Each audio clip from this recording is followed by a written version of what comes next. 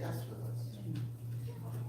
Yes. If you haven't met them yet, this is Harvey and Mary Young from East Peoria, Illinois. And everybody knows Lori, and her husband.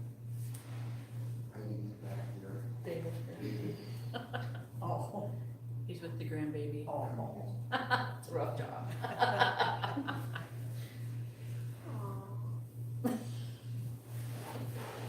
Well, if there are no further praise or prayer offerings, let's bow for a word of prayer. Eric, can I ask you to lead the prayer, please? Dear God, thank you for everything you give it to us. Because everybody on the board and everybody else that was mentioned. Please let us know more about your word and apply it to our lives. And spread the word. Just name we pray, amen. Turn with me in your Bibles to 2 Kings.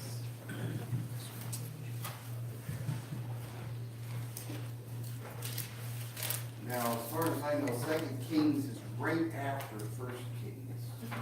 If you find 1 Kings, you'll find 2 Kings.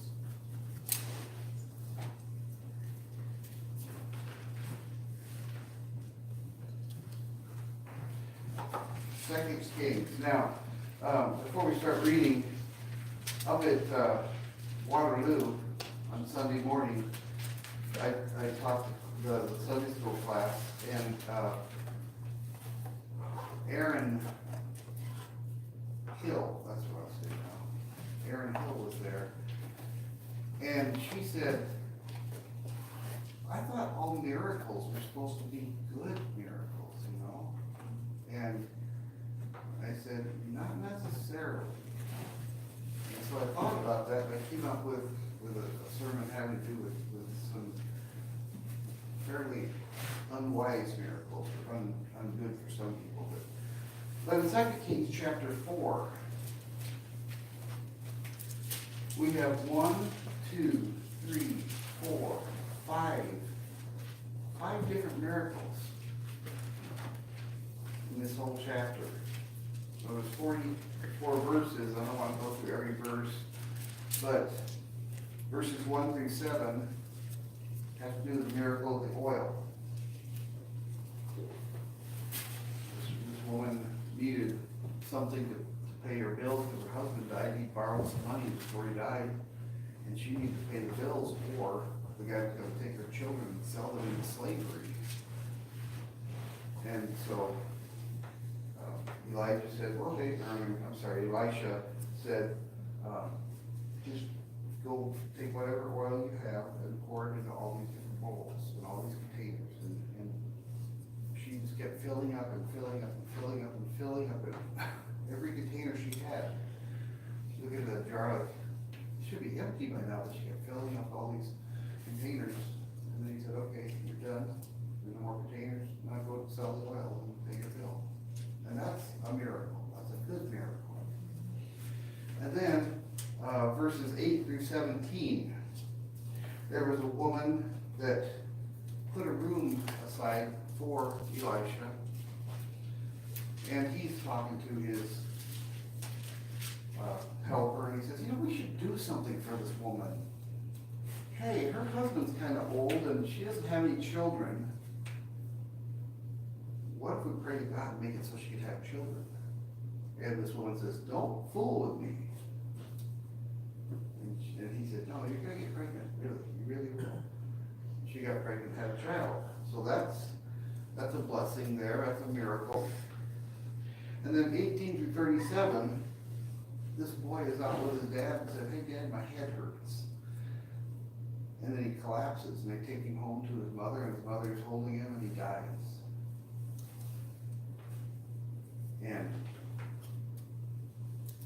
it's just amazing that Elisha is called, and she goes to his house, and all this do these things, and finally he goes to the house where the boy is, and there's a boy laying dead.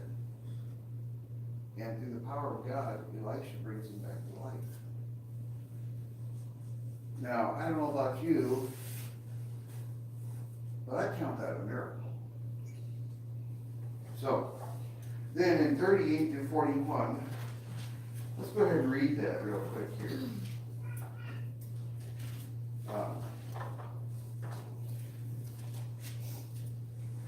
2 Kings 4:38-41. And Elisha came again to Gilgal, and there was a dearth in the land. And the sons of the prophets were sitting before him, and he said unto his servant, set on the great pot and seethe the pottage for the sons of the prophets. In other words, they were starving, there was a famine, whatever you want to call it. And he said, put this great big pot out there, we'll put some soup in it. Okay? And one went out into the field to gather herbs and found a wild vine and gathered there of wild gourds, his lap full, and came and shred them in the pottage. But they didn't know what they were. They knew them not. So they poured out for the men to eat, and it came to pass as they were eating of the pottage that they cried out and said, "Oh, thou man of God, there is death in the pot." They could not eat it. But he said, "Then bring meal," and he cast it in the pot and said, "Pour out for the people they may eat. There is no harm in the pot." Now, some people would call that a miracle, some would say, just put something in there that would, dissolve whatever problem. I call it a miracle, because, I don't know about you, but just throwing some meal in a pot and saying, it's good to eat now. Number one, it was good to eat. Number two, they trusted him to go ahead and eat it afterwards. And then 42-44, at the same time, and there came a man from Baal Shalishah, I think I said that right, and brought the man of God bread of the first fruits, 20 loaves of barley, full of ears of corn and husk thereof, and said, "Give unto the people that they may eat." And the guy said, "What? There's over 100 people here, and you want me to set out this little amount?" Now, do we remember what happened with how many loaves? 2 loaves and 5 fish? Or was it 5 loaves and 2 fish? I'm not sure. When Jesus' day, he said, feed them all. And they all ate until they were full, and there was leftovers. That happened here too. So he set it before them, and they did eat and left there according to the word of the Lord. In other words, God said, just feed them and go. So there's 1, 2, 3, 4, 5 different miracles, plus miracles in that, I call it plus positive miracles in that one book. And I think if we read some of the histories of the Old Testament, we'll see these happen over and over again. It's really interesting. But there were some miracles that weren't necessarily good.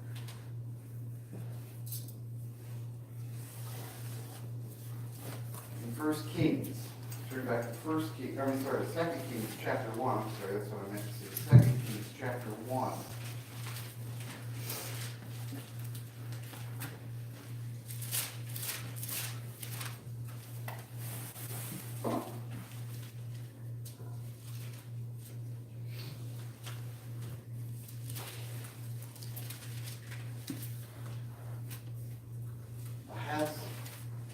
Ahaziah.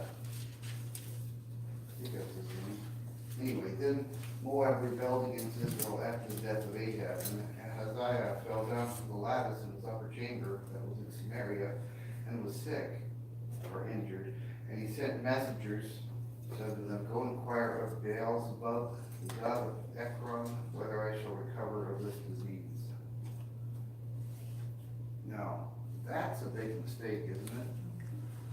Go inquire after another God.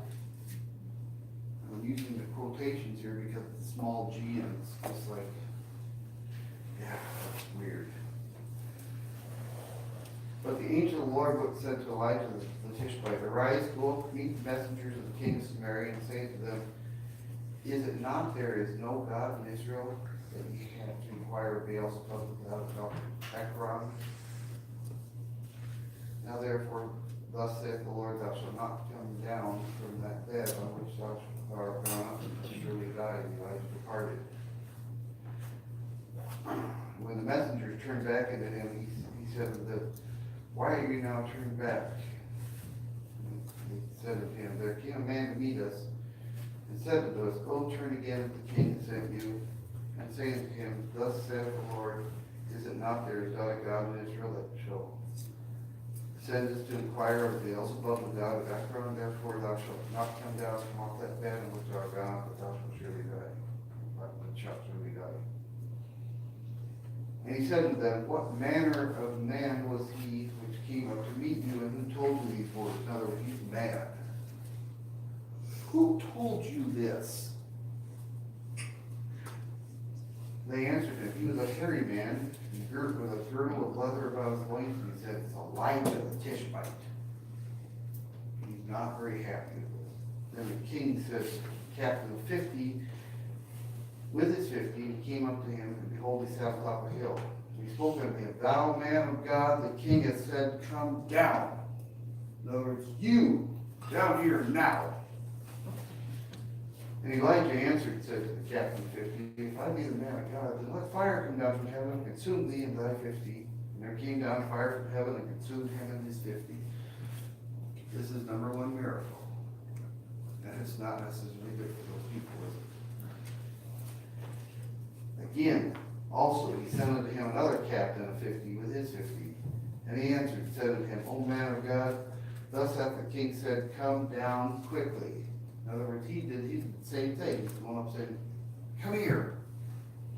Elijah answered and said unto them, If I be a man of God, let fire come down from heaven and consume thee and thy 50, and the fire of God came down from heaven and consumed him and his 50. Now you would think, wouldn't you,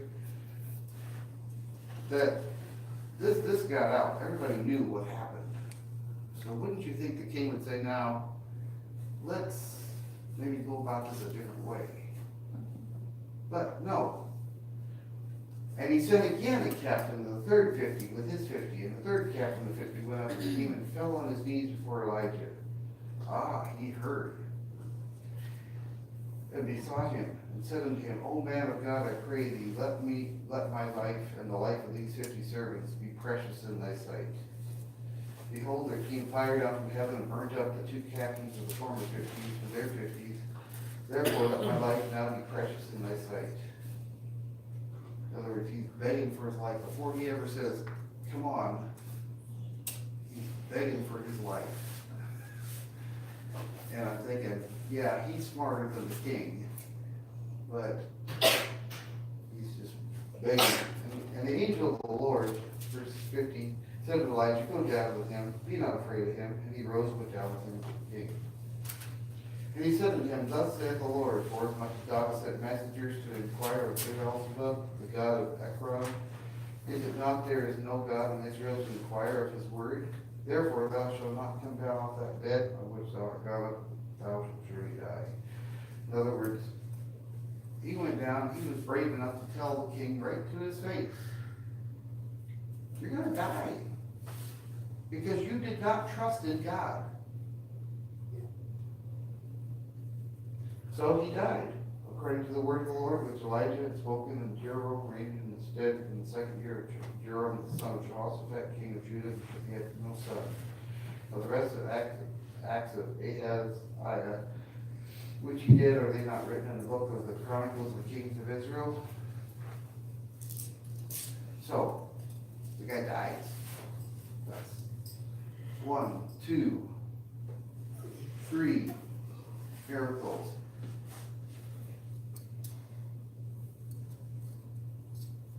That are not good for these people. And it's just amazing that miracles could happen. Now, can you think of any bad miracles that you've seen or heard of, other than reading in the Bible? I can't. Well, the flood was bad for most of the world, but, I mean, if you look at it from perspective, but it was good for the cleansing part of it, and Just like the fires out in California and other places now are bad for the people that live out there, bad for the people that die. Somewhere along the line, it's gonna be good for somebody, for something, you know. I don't know if that's a miracle that somebody set that fire or what. I would call that. Let's turn to 2 Kings chapter 6.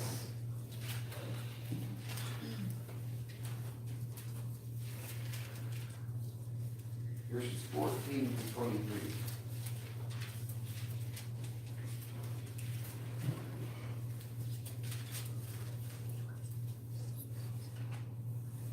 This is Elisha. This is predecessor of Elijah. And this is kind of an interesting one here. Therefore he sent thither horses and chariots and a great host. The king by night encompassed the city about. In other words, the king got mad and sent these people out to encircle the city. When the servant of the man of God was risen early and gone forth, behold, a host compassed the city with horses and chariots. And the servant said unto him, alas, my master, how shall we do? And he answered, fear not, for they that be with us are more than they that be with them. Now, there was a ton of people surrounding this small city, and Elisha is saying, what we've got is better than what they've got. Now, wouldn't that make you wonder?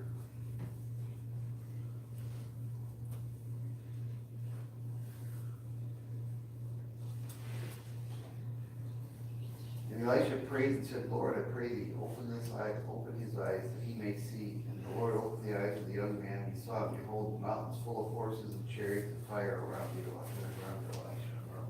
In other words, open his eyes so he can see what I'm seeing. And he opened his eyes, and oh my goodness, there's a massive bunch of horses and chariots and all around the people. It's like, wow. They came down to him. Elisha prayed unto the Lord and said, smite this people, I pray thee, with blindness. And he spoke them with blindness according to the word of Elisha. And Elisha said unto them, this is not the way, neither is this the city. Follow me, and I will bring you to the man whom you seek. But he led them to Samaria. And it came to pass when they came into Samaria that Elisha said, Lord, open the eyes of these men that they may see. And the Lord opened their eyes, and they saw, and behold, they were in the midst of Samaria. And the king of Israel said to Elisha when he saw them, my father, shall I smite them? Shall I smite them? He answered, thou shalt not smite them. Wouldst thou smite those whom thou hast taken captive with thy sword and with thy bow? Set bread and water before them, that they may eat and drink and go to their master. Prepared great provision for them. When they had eaten and drunk and sent them away, they went to their masters. So the band of Syria came no more to the land of Israel. Not a shot was fired, not a blade was drawn or anything, and this war was averted. Isn't that amazing? First of all, the whole army was struck blind. And then, poof, they can all see. And they were in the enemy's territory. They're like, oh no. But Elisha said, just feed them, let them go home. And they all went home. And the thing is, I think the king of Syria was smarter than Ahaz, I can't pronounce his name. Is that, anyway, the first king we talked about. Because that country never came and attacked Israel ever again. It's kind of interesting. Let's look at 2 Kings chapter 2.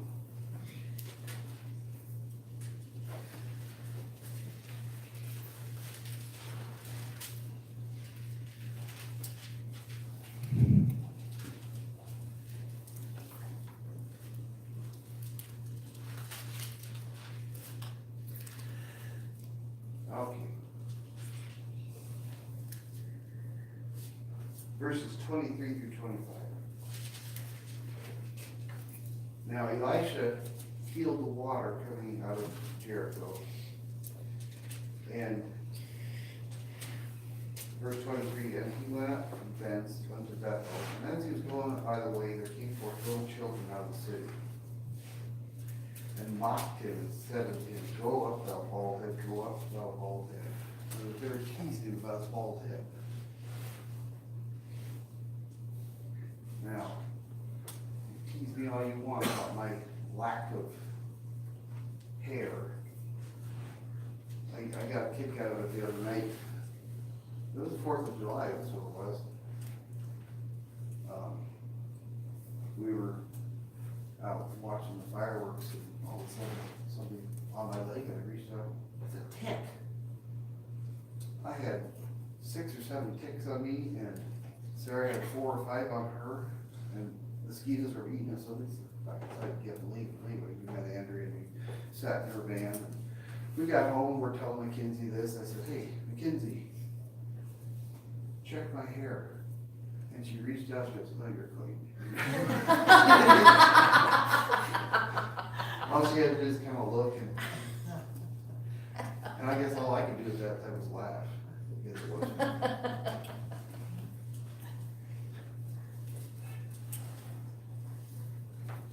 But anyway, back to Elisha, he's giving him a hard time, and he's excuse me. Yeah, Elisha here, okay. So he turns back and looked on them and cursed them in the name of the Lord, and there came forth 2 she-bears out of the woods and tear 42 of the children. He went thence to Mount Carmel, from thence he returned to Samaria. Now, I got the Bible in basic English, and I thought this last, or the middle verse there, 2 Kings 2:24, kind of makes a little bit more sense. And turning back, he saw them and put a curse on them in the name of the Lord, and 2 she-bears came out of the wood and put 42 of the children to death. Now, I don't know how you can tear a child or anybody and not put them to death, but I think that kind of helps us to understand. That was a miracle. That it wasn't good for the people. See, Elisha really wasn't in danger, was he? Anyway, 2 Kings chapter 5.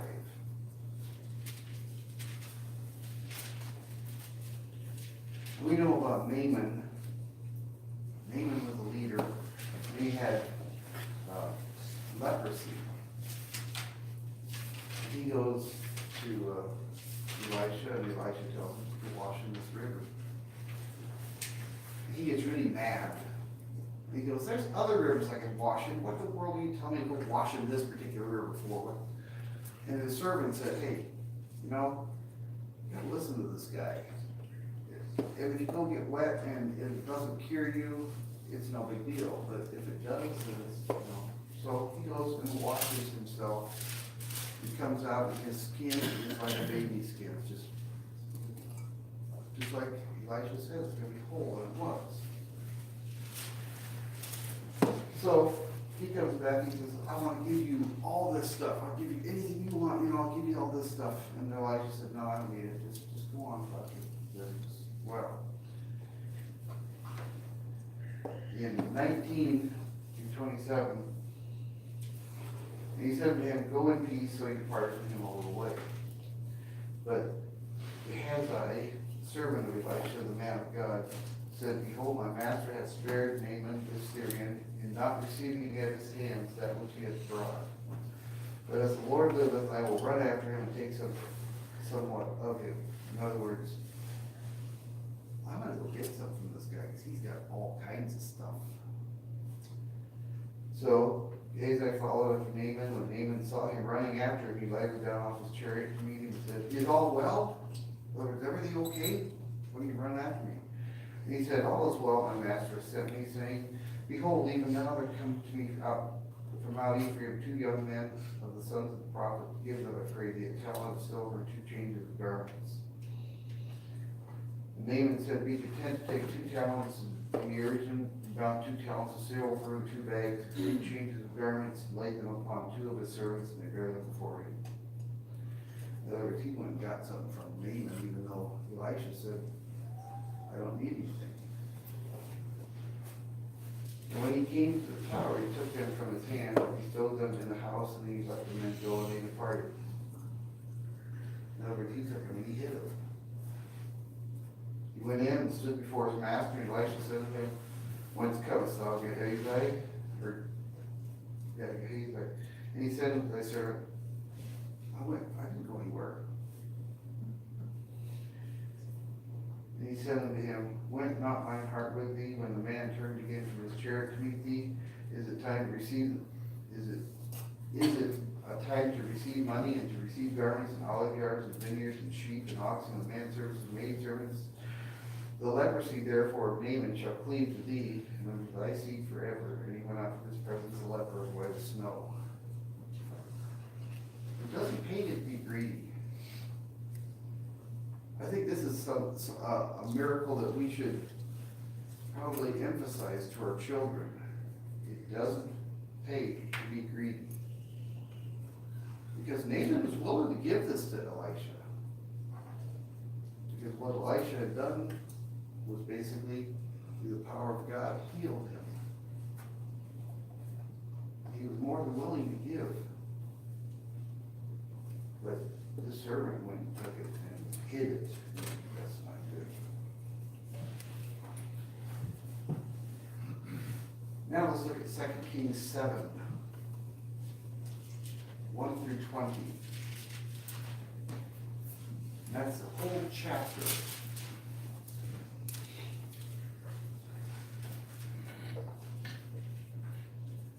Now follow along with me, because I'm going to read out an easy to read version.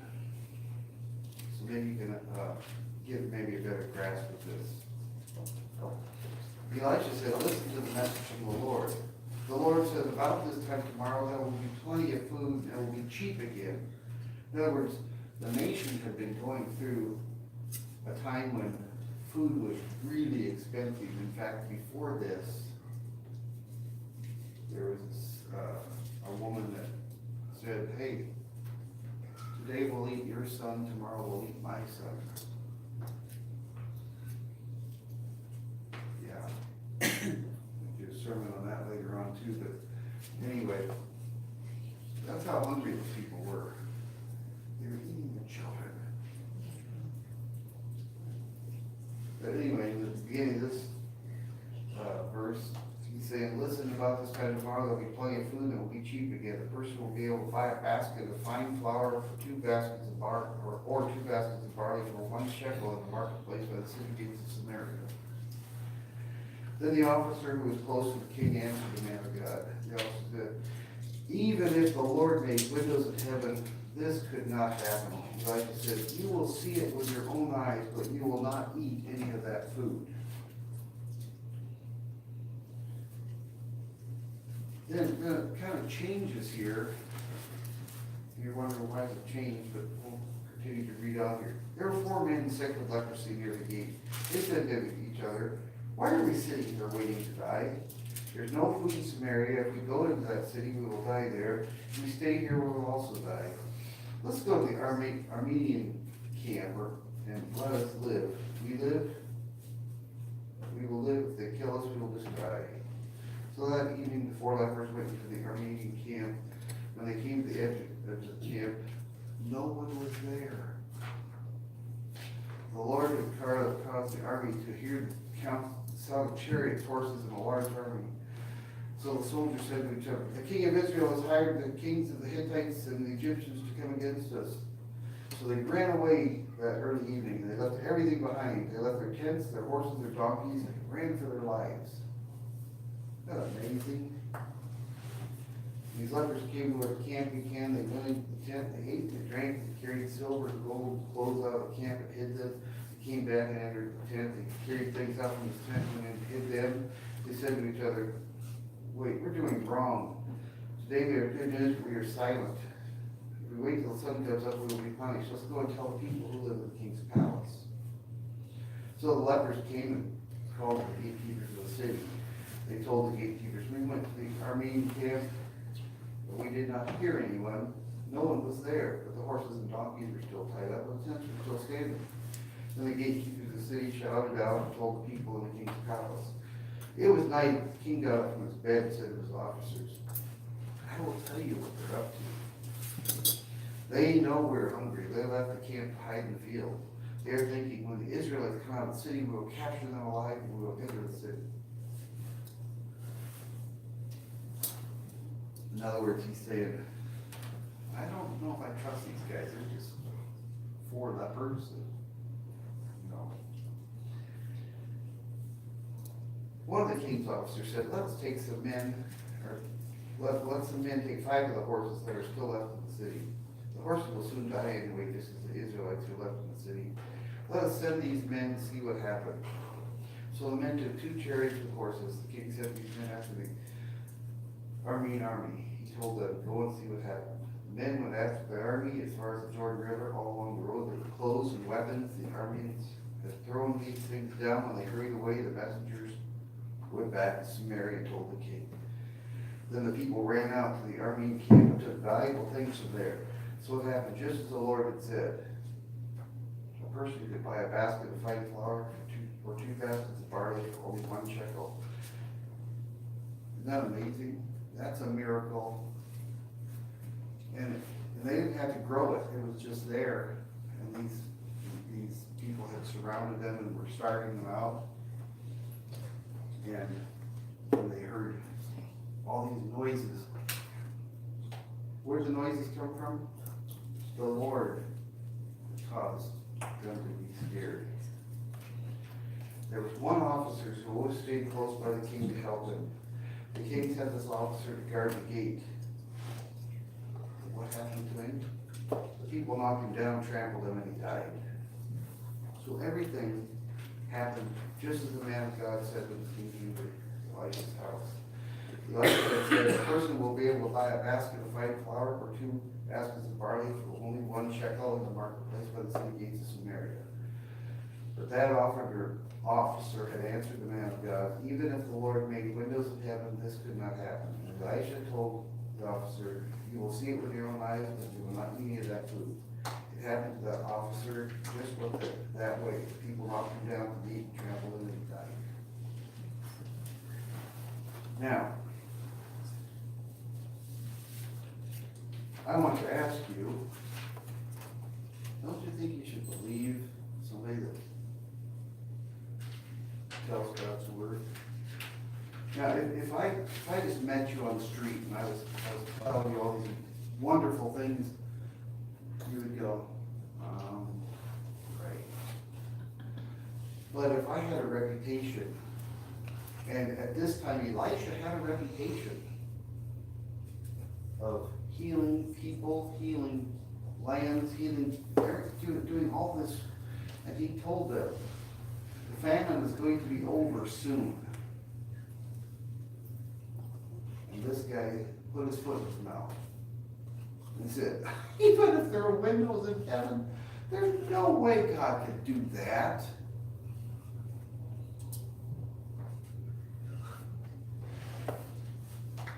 I wrote in here, a man dies because he doesn't trust God. We have to consider that. Do we trust God? Do we really trust God?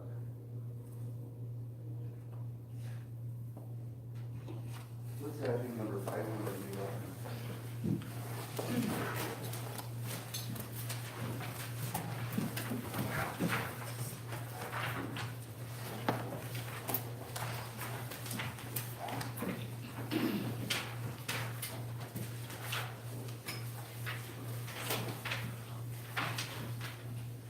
There's a great day coming. Let's stand and sing our main thanks prayer call. Great day.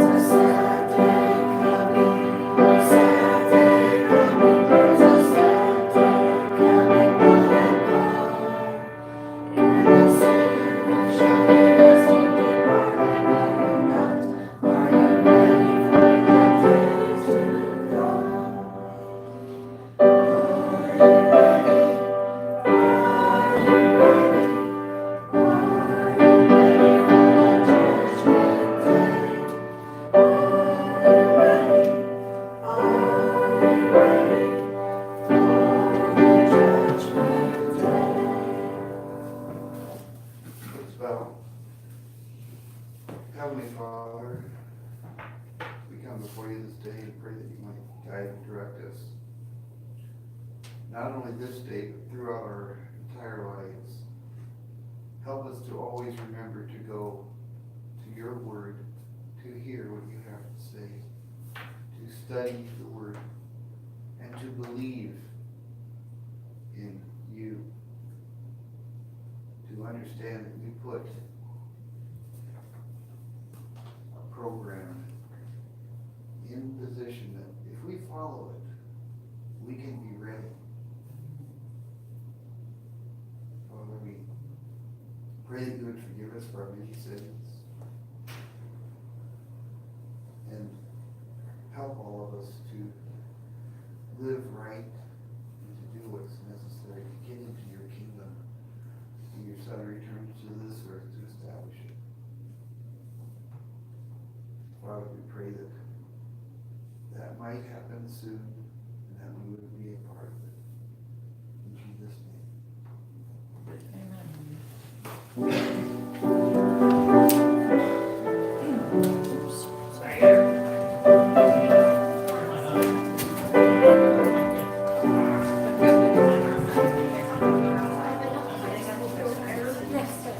Just right through the doorway to the car lot.